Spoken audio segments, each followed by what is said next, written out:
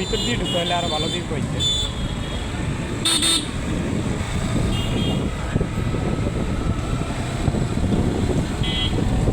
বেরেটটাই সব এটা কি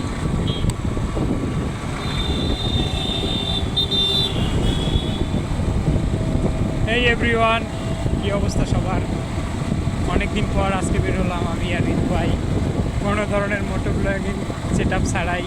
জানি না আমার ভয়েস কীরকম আসতেছে, বাট তারপরও ইচ্ছে হইলো অনেকদিন পর যেহেতু বের হয়েছি, একটু ব্লগের সামনে আসি, কথা বলি ভিউয়ার্সদের উদ্দেশ্যে।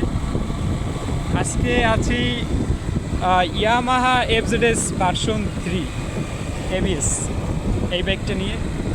এই বাইকটি নিয়ে আসলে এটি মার্কেটে একটা জনপ্রিয় মডেল, সবাই এটার বেশি কম বেশি এটার স্বাদ সবাই নিয়েছে।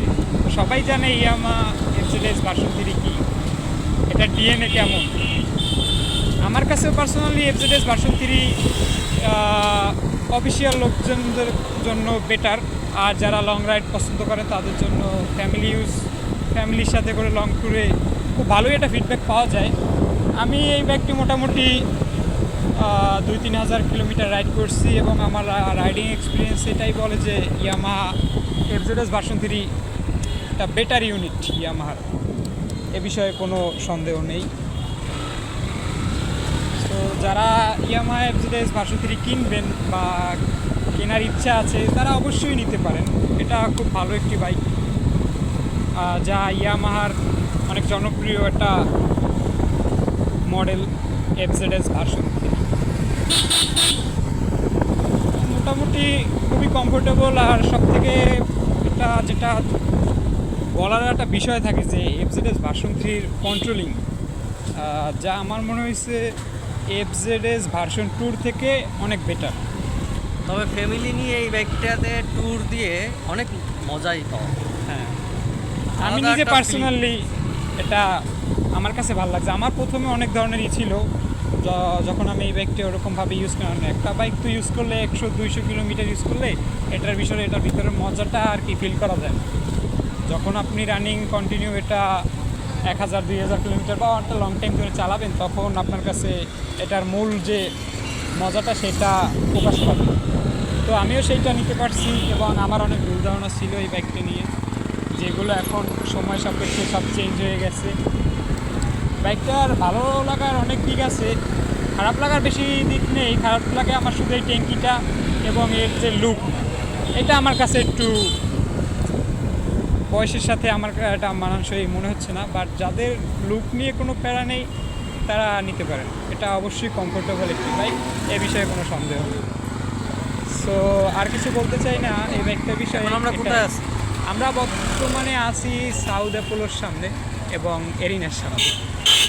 এরিনা কি দেখা যায়? হ্যাঁ, অবশ্যই দেখা যায়।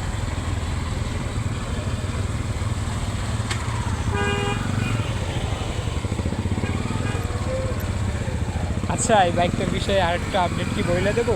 দাও, বলে দাও ভিউয়ার্সদেরকে।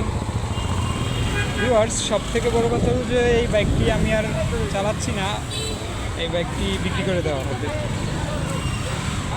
সেল করে দেবো। এই যদি বাইকটা আপনাদের সেল ভালো হবে লাগে তাহলে আপনারা যোগাযোগ করতে পারেন। আচ্ছা, বরিশাল নাম্বার, 2 বছরের পেপার, 20-এর মডেল। হ্যাঁ, 2020 মডেল,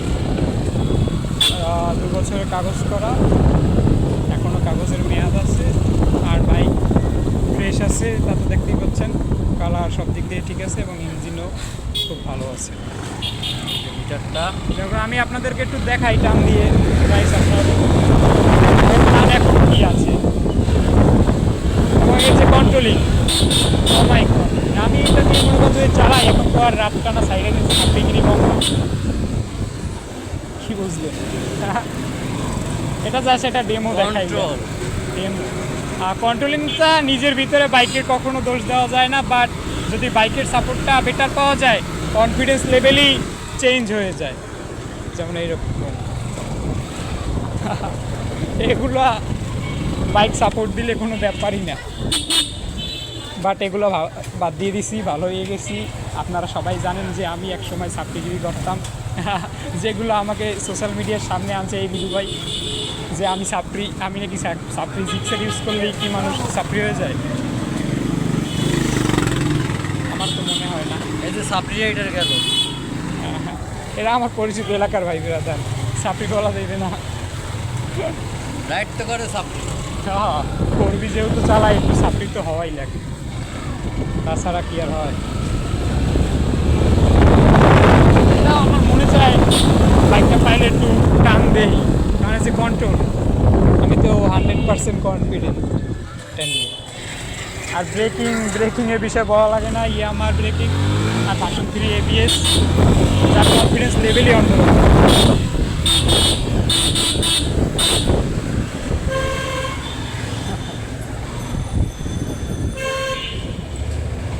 এখন আর বাইক জোরে টানা হয় না, আস্তে আস্তে চালাই, ভালো হয়ে গেছি।